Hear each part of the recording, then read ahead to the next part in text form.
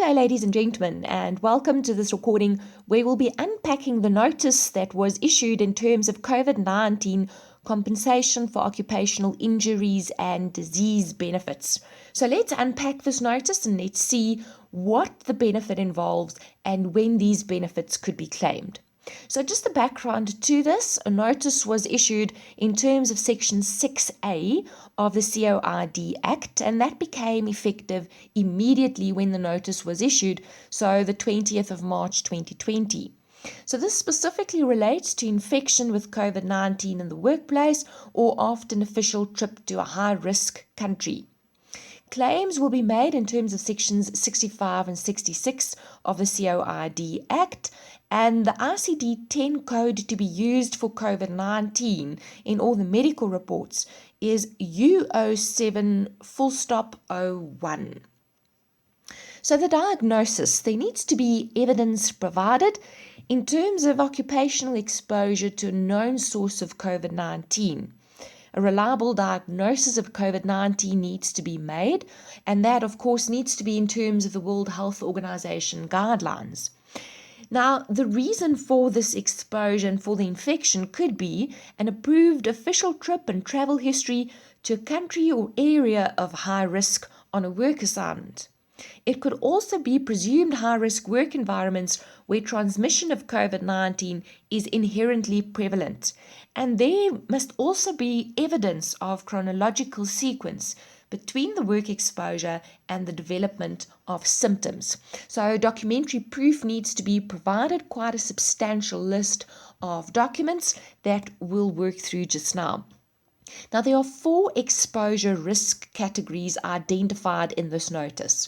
I've got a very high risk exposure category. I've got a high exposure risk category, medium exposure risk category, and then low exposure risk. So what does it mean? Very high exposure risk consists of 3 types of workers. Firstly, workers involved in the healthcare industry that are performing procedures or taking care of known or suspected COVID-19 patients. So examples would be doctors, nurses, dentists, paramedics, and emergency medical technicians. The second category would be healthcare or lab personnel collecting or handling specimens from known or suspected COVID-19 patients. And then lastly, morgue workers performing autopsies. So they would fall into the very high risk category. High risk would be healthcare and support staff exposed to known or suspected COVID-19 patients. So this would even include support staff entering a hospital room for cleaning purposes, etc. Secondly, medical transport workers required to transport known or suspected COVID-19 patients in enclosed vehicles like ambulances. And then lastly, mortuary workers involved in the burial or cremation of these patients. Medium risk would be people involved in frequent or close contact with those infected who may be infected but are not known or suspected to be infected. So close contact here is defined as within 2 meters. So examples would be schools or high population density working environments. Low risk, ladies and gentlemen, would be all the rest. So you'd fall into a specific exposure risk category. Moving over to the benefits being provided for temporary total disablement, suspected or unconfirmed cases, self-quarantine recommended by a registered medical practitioner, the employer is liable for remuneration for days of absence. For confirmed cases, it's paid for from diagnosis until 30 days thereafter, which can be extended in the case of complication. So that's temporary total disablement. Permanent disablement, each case would be assessed individually based on the facts and circumstances. Medical aid benefits, maximum of 30 days from date of diagnosis, and then death benefits would consist of reasonable burial expenses and then widows and dependents' pensions. So these would be the benefits that one would qualify for. Now the documentary proof, ladies and gentlemen, that needs to be submitted. A whole list of documents. I'd like to show you what these documents look like, and I'd like to also give you an indication of who needs to complete these forms. So the first is an employer's report of an occupational disease. The form would be WCL.1. So this is what it looks like. Let me just open it up for you. There's the employer's report. So this needs to be completed by the employer. In the absence of this, so if the employee cannot locate the employer, then there's an affidavit that the employee needs to submit, right?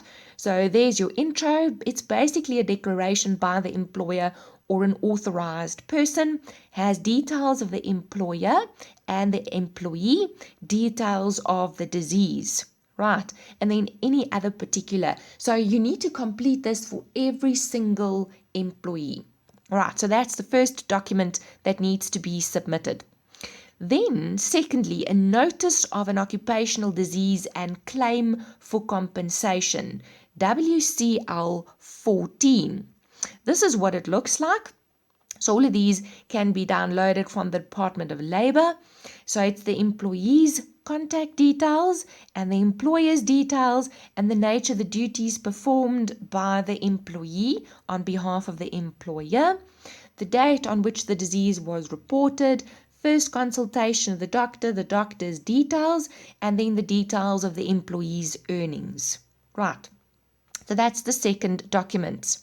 The third document is the exposure and medical questionnaire that needs to be completed. So it's a list of questions that must be completed. Let me just try and find that for you.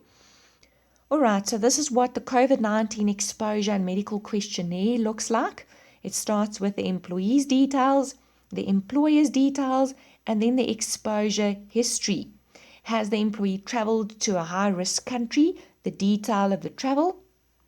And then on the next page, has the employee been exposed to a confirmed occupationally exposed case in the workplace? And then the details of that. And here at the bottom, we've got the medical history, and then it needs to be signed off. So that's what the questionnaire would look like. The fourth document, first medical report, and this needs to be completed by a medical practitioner. Right. So this report looks like this, ladies and gentlemen. Let's quickly open it up. There's the first medical report. So it basically has the details of the employee once again, and then the details related to the medical condition, and it's signed off by a medical practitioner at the bottom.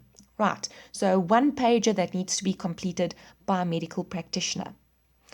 Then number 5 on the list, the exposure history, WCL 110. So this is what it looks like. There's the exposure history form.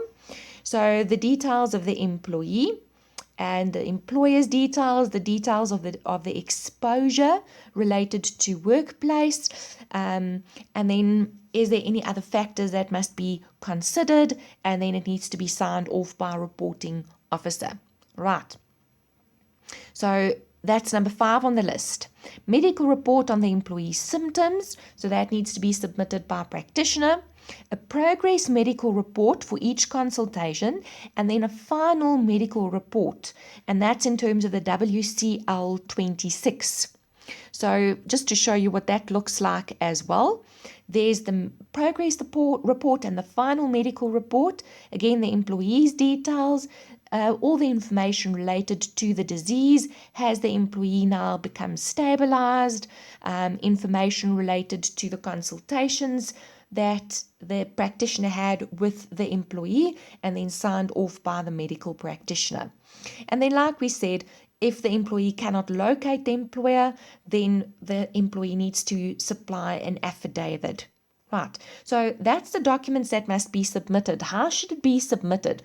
It can either be submitted online, ladies and gentlemen, and we've provided the details to you in terms of the details of the websites that you can consult on this, or it can be printed out, completed, and then scanned and emailed to these specific email addresses, and we've also provided contact details as well. So either online or manual submission.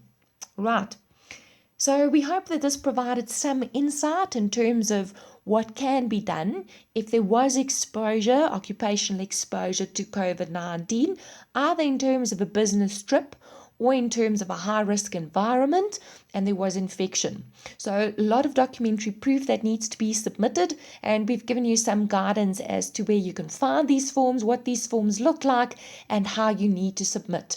So if you qualify for these benefits, definitely make use of them.